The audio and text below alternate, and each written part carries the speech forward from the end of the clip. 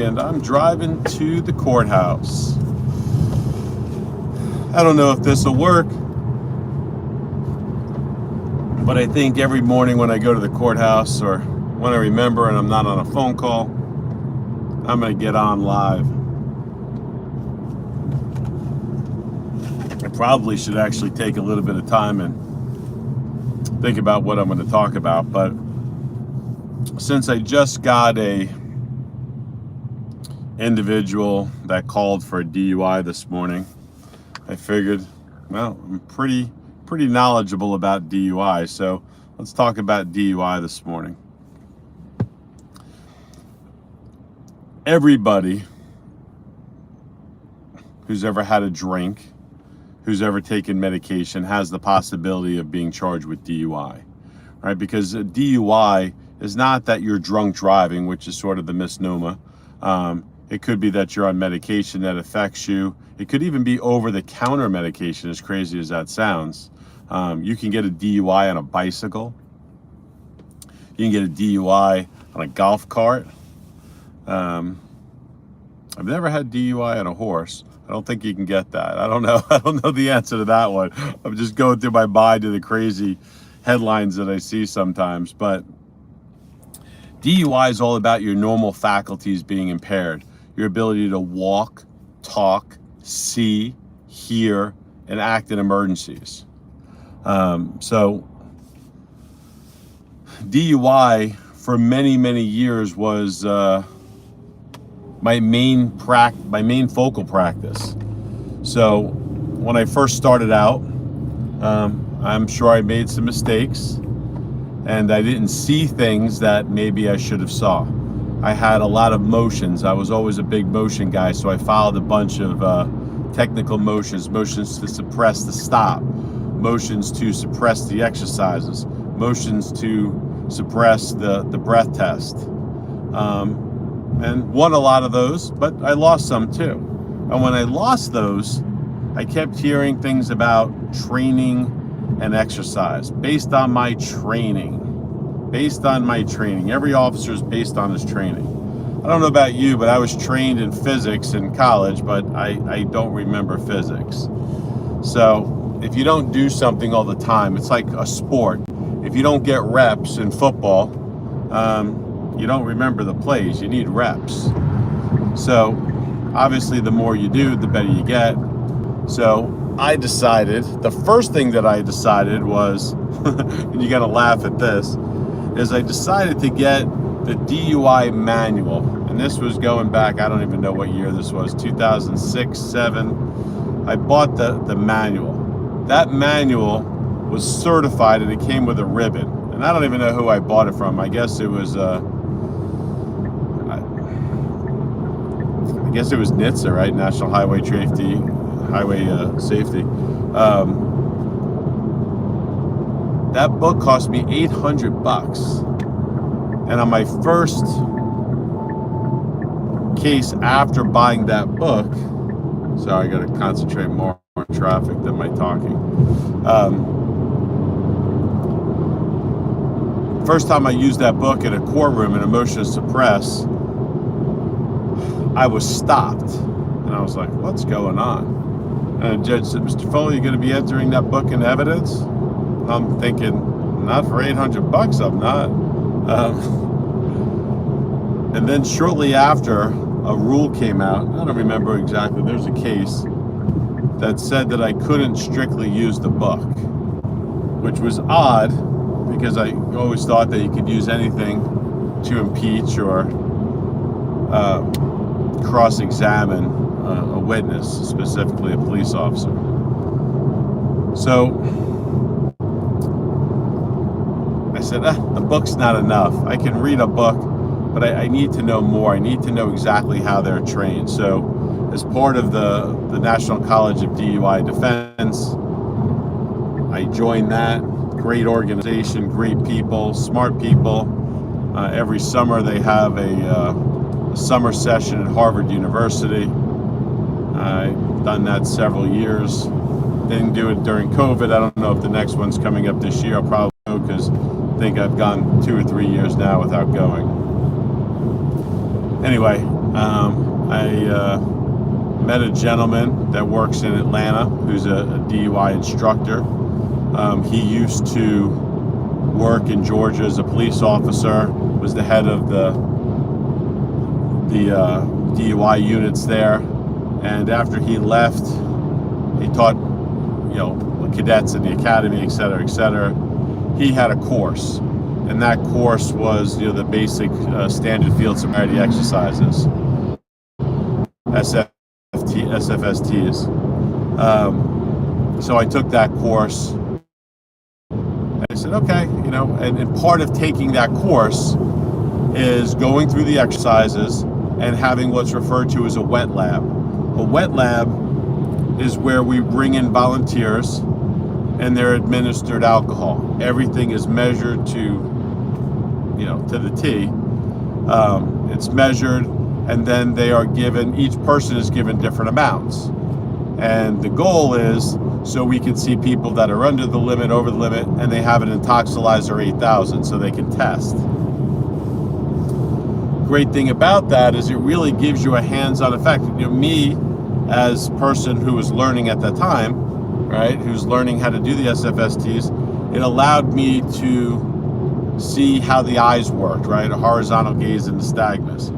It helped me see how people walked and talked, their facial patterns, their reactions to things, depending on how much alcohol they had in their system. So I ended up taking that class. Once I took that, I felt a lot better because now I knew at least the minimum of what officers are given in the academy and the class that they have to pass. But it wasn't enough.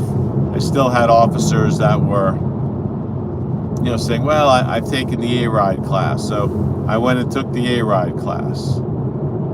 And A-RIDE really deals a lot more with stimulants, right? Like if someone's under the influence of drugs, if they're opiates or cocaine, crack, heroin, crystal meth, marijuana, whatever the drug is, but the way the body reacts to it's different.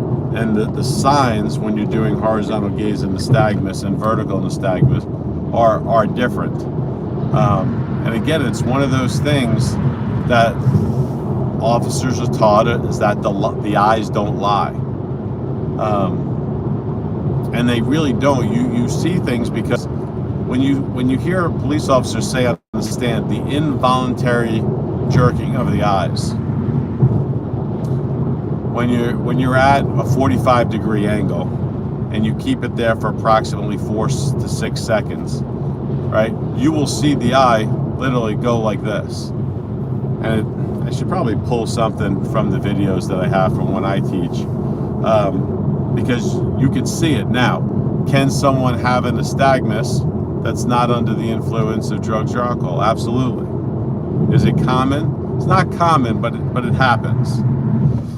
So they're supposed to say, in what police officers you often hear them say is totality of the circumstances. Well, based on all the totality, based on everything I heard and everything I saw as an officer who's trained and experienced in DUI, I arrested the individual, the defendant.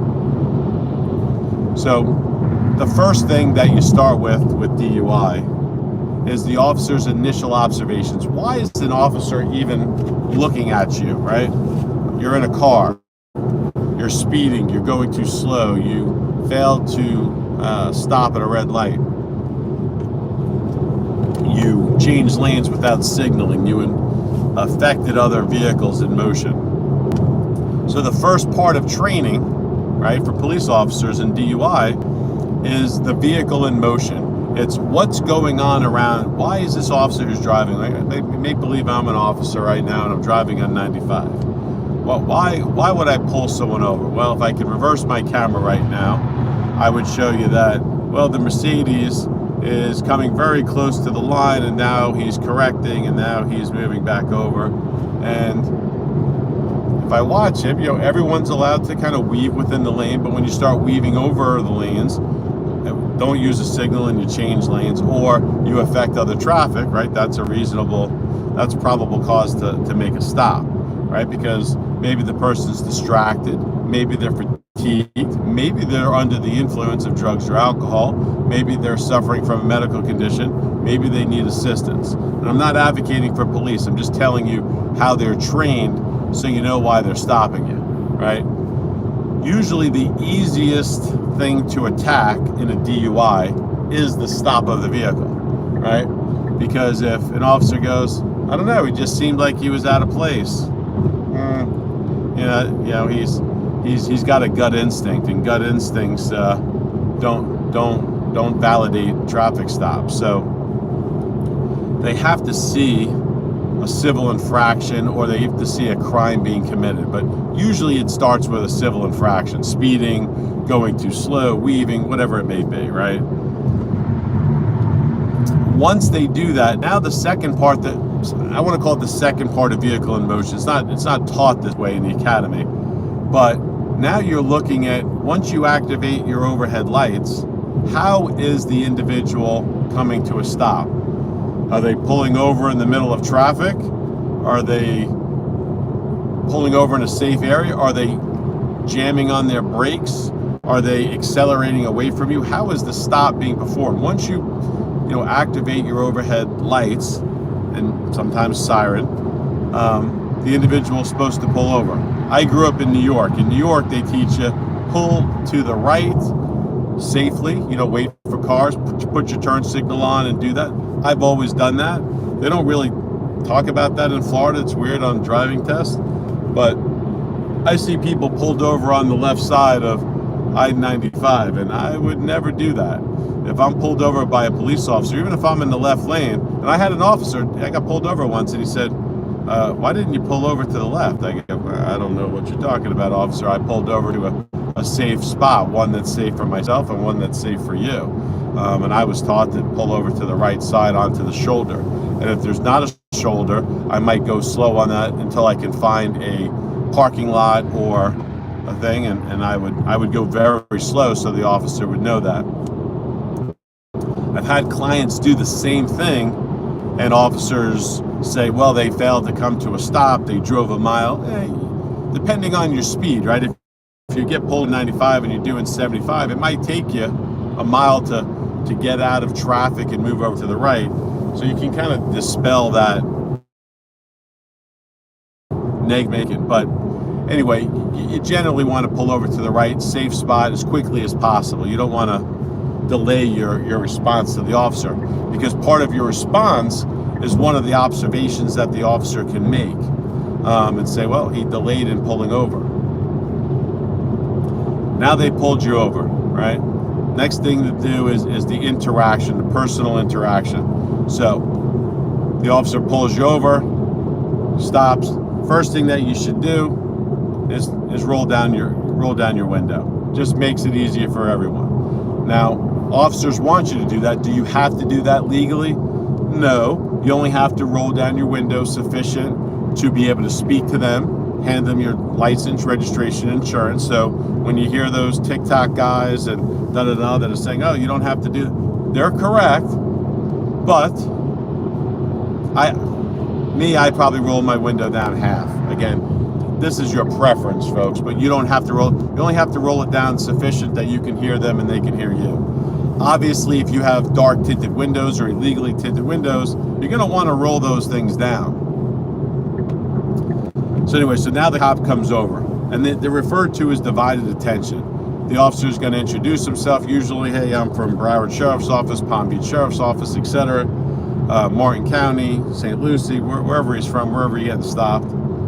And he's going to ask you, whatever he's going to ask you, might be, he's like, do you know why I stopped you? He may ask you that rhetorical question. I don't know. I can't read your mind, officer.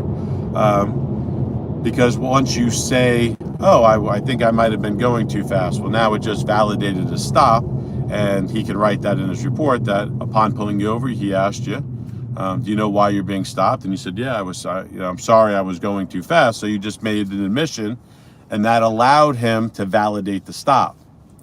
Usually what I tell people is you're better off not speaking or minimizing your speaking. Not being rude, but the officer's going to say, hey, I'm Officer Jones with BSO, and can I see your license, registration, insurance, please?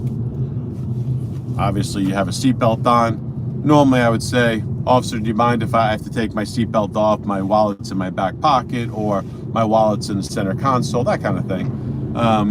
So you can kind of tell the officer, you don't want to make a jerky movement with an officer. Not all officers are the same, and some may get scared by that, and you don't want a scared officer that's armed, right? So I always have my hands up on the steering wheel when they come over, and when they ask me for my identification, I say, sir, can I take my seatbelt off? My registration, insurance are either in my center console or in my glove box, and my driver's license is in my right front pocket. I need to angle to get it out. And they say, sure, no problem. Now you're telling them, what does the law say in regards to firearms? Generally, I'm a concealed weapons holder. So if I have a firearm in the car, I would usually tell them. I don't think that you're required to tell them. I would never lie to an officer. So some people, will say, oh, if I don't have to know, say no. Well, now you're lying. I would just say, respectfully, sir, I don't answer questions, and I'd have my hands in a place. That's up to you. I don't think that there's any case law that says that you have to notify them that there's a weapon in the car, right? I might have a weapon under my seat or whatever. But again, I'm a concealed weapons permit holder. Sometimes I will, I don't think I've ever showed it to an officer. I have it in my wallet. If they see it as I'm getting my license out, I keep it right behind my license. So oftentimes officers will say, do you have any drugs, weapons in the vehicle, anything that I need to concern myself about? Again, to that sir, respectfully, I don't answer questions, and wait for them to direct you. Asking questions and fighting on TikTok, and I watch all these guys on YouTube and TikTok, and these YouTubers that are talking about, they start questioning the police and arguing, and I just don't think you're going to get anywhere from that. I'm all for asserting your rights, but when your rights are asserted? When you're in a courtroom, when a judge says, your motion has been granted, and that's the time to go back and forth. There's really no reason to argue with a police officer on the side of the road. You're just looking for charges and possibly some hostility, and I try to avoid those things. So now the officer, you acquire the items, license, registration, insurance, and as you're doing that, they usually ask you questions. Sir, where are you coming from tonight? Or ma'am, where are you coming from? Where are you going? Where do you live? Is this your address correct? Right? Because you might have handed them your license and you're getting your registration out, and they start asking you other questions because now your mind is divided. You have a goal. You need to get them the registration or insurance, and they're asking you other questions. So you're kind of back forth, and often officers will say, and they're taught this, to document if there's any delay. Right? Are you having a problem? While he was delaying, it took him several minutes to find his registration or insurance. Jeez, it takes everybody, unless you're just perfectly organized. Now I keep mine in my glove box. I don't really keep anything else in my glove box. I don't like a lot of stuff in my car, so I can usually go over there and grab it. But who knows? Maybe I have an expired one, whatever. And don't get caught up with that, right? If your tag is expired or the insurance card that you have is expired, they know. Here's the reality: when they do their David check, right? When they run your plate, they know if your car is registered or not. So don't even fret that. If you can't find it easily, just go, I'm not sure where it is right now. So I might have it on my phone. I could dig through a bunch of paperwork, whatever you want me to do. But don't get concerned. It's a ticket. And guess what, folks? Let's say you get a ticket for not carrying your insurance or not carrying the up-to-date. Let's see here. Put your flashers on, or you get hit and killed. Lady just pulls over right in the dead middle of the street. Like, see, I would start a DUI investigation on her if I was a police officer, because how stupid do you have to be in morning traffic to just stop your car and get out to get something out of the trunk? Like, I mean, your four-way flashers work, right? Goodness gracious. What was I saying? Oh, so don't sweat it, because even if an officer gives you a ticket for, you know, not carrying your registration and insurance, you can go over to the clerk of court. I think it's $14. There's no, you're not adjudicated guilty or anything. You just show them the new one. They go, okay, and you hand them $14 and it's dismissed. Right? Like, don't sweat the $14 ticket, right? Don't get overly anxious or nervous because it's not needed. Now, during that same time, the officer, if it's nighttime, they may have a flashlight on you so they can see you. If they make observations, you talk to them, they smell the odor of alcohol, or they see that you're disheveled, or they hear that you're slurring your speech. These are basic indicators, right? If you're fumbling with, you go past your license, or if you hand them a credit card. These are the kinds of things that they're looking for. They are making observations that would be consistent with impairment, not necessarily definitely impaired, but right, everyone's a little bit different. I may move a little quicker or a little slower than the next person. So they're looking for basic observations, because once they have 3 observations, right, slurred speech, odor of alcohol, flush face, that's it. They can start a DUI investigation. So if they start a DUI investigation, they're going to ask you to exit the vehicle. They're going to ask you to step to the back of the vehicle, the front of their vehicle, however the cars are placed.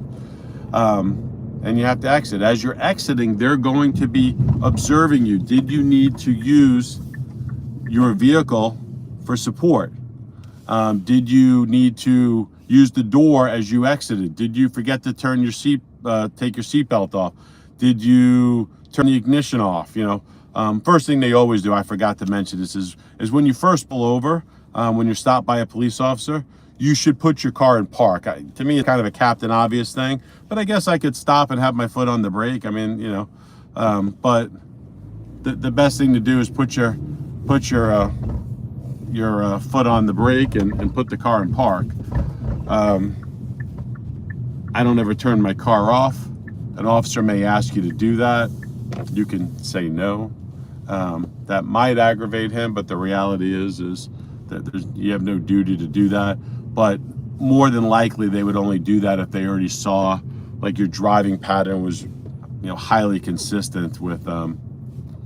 Let's see if I can make this turn. I don't know if I'm going to be able to do it. I'm not going to make it. This guy's going to snag my spot. Yep, can't do it. All right, always be safe. So now they get you to the back of the vehicle, and they're going to say, based on my observations, I've made observations consistent with impairment, and I'd like to dispel my belief that you may or may not be impaired. I can do that with SFSTs. What are we doing, people? Like the nut jobs of the world this morning. Can dispel that by doing, field sobriety exercises. Would you like to do them? An officer cannot command you to do exercises. That's pretty important. If an officer simply says, ma'am, I need you to step out of the car, come to the back, and I need you to do these exercises. Put your hands by your side, right? And starts doing the exercises. These are voluntary exercises, so you need to do that. Most people, and I'm not advocating drinking and driving by any chance. I don't want anyone who's had a drink driving on the road. The reality is you can be impaired and cause an accident. So I'm not advocating that, but as a defense attorney, you have rights.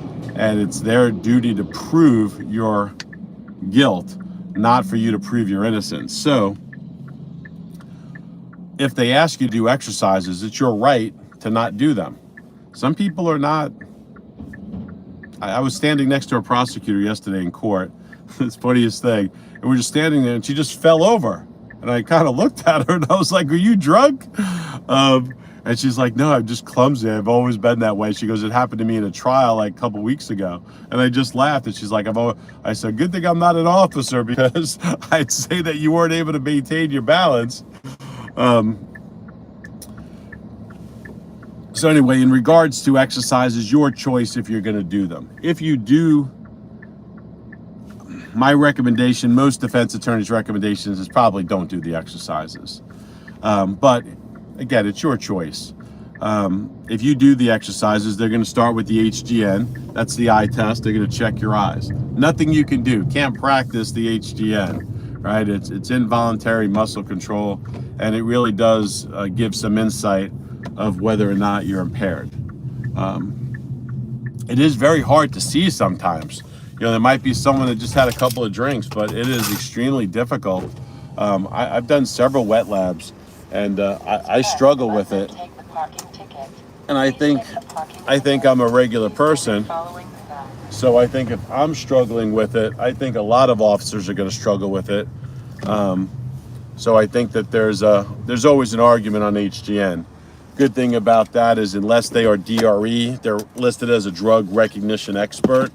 And usually Dade, Broward, Palm Beach, Martin County, St. Lucie, the places where I primarily practice. The exercises are not coming in unless they're DRE certified. So they have to be a drug recognition expert. If they're not, then don't worry about them, because that exercise isn't coming in anyway. The next exercises, or the next exercise, is usually the walk and turn. And I'm going to talk to you as I'm walking to court, because I'm in the middle of it, and I don't know who's watching and don't want to do you wrong. So if you get to the next exercise, hang on, you got to look at the sky for a second. If you're doing the walk and turn, right, the officer's going to ask you to stand in an instructional stance, and he's going to have you put one foot in front of the other. He's going to have you stand with your hands at your side, and he's going to ask you to stay in that stance and not move from that stance while you're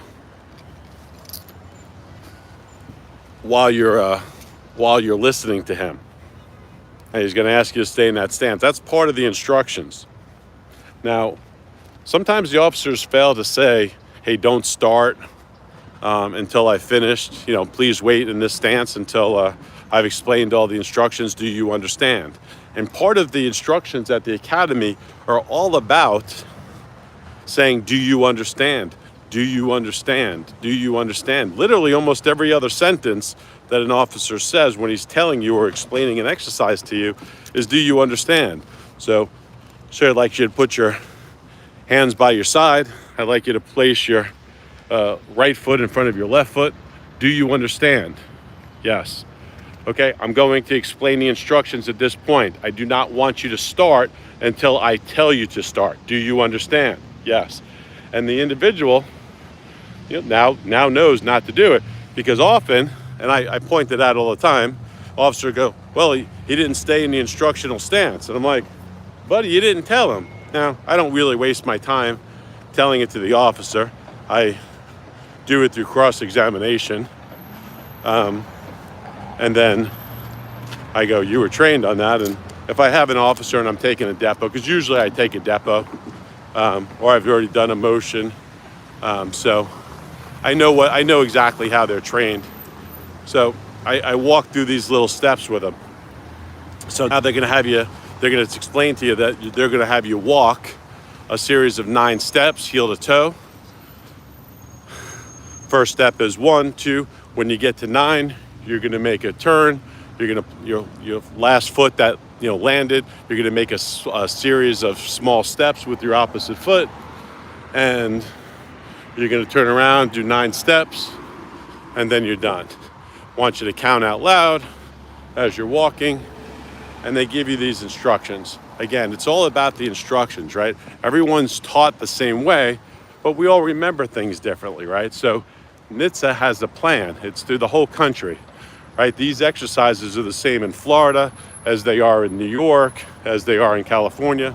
It's everything is compiled by NHTSA. They're the ones that did all the studies. So again, you don't have to do the exercise. It's up to you. The next exercise is the one leg stand. They're going to tell you to put your feet together, hands by your side. Stay in that position while I explain the directions. Do not start until I tell you to. And they're going to tell you can choose a left foot or the right foot. You're going to point your foot straight out, 6 inches above the ground. Imagine that there's a soda can sitting there. And you can choose either foot. You're going to count out loud 1, 1,000, 2, 1,000, 3, 1,000, 4, 1,000. If your foot comes down at any point, you're going to simply continue on from the last number. So if you put your foot down at 4, 1,000, then bring it back up, 5, 1,000. All right, guys, as you can see, I'm at the courthouse, so I have to finish this discussion another day. Sorry to start it and stop it, but thanks for listening. Have a great morning.